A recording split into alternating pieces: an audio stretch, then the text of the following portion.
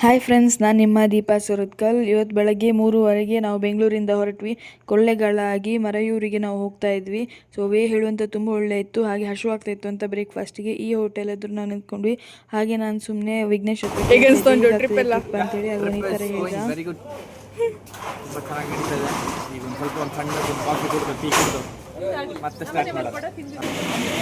ನಾವು ಟೀ ಕುಡಿಲಿಕ್ಕೆ ಅಂತ ನಿಂತಿದ್ವಿ, ಅಲ್ಲಿ ಊರಿನವ್ರು ಸಿಕ್ಕಿದ್ರು.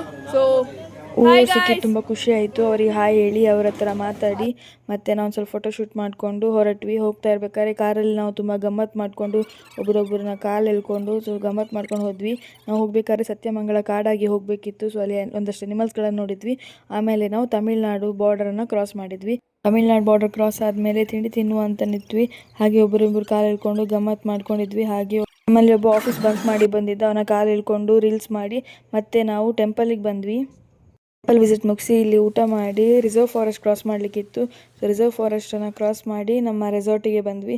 ಸೊ ತುಂಬ ಖುಷಿ ಆಯಿತು. ಆ ಮಳೆಯಲ್ಲಿ ಕಾಫಿಯನ್ನು ಕುಟ್ಕೊಂಡು ಎಂಜಾಯ್ ಮಾಡಿಕೊಂಡು ಮತ್ತೊಂದಷ್ಟು ರೀಲ್ಸ್ಗಳನ್ನೆಲ್ಲ ಮಾಡ್ತಾ ಇದ್ವಿ.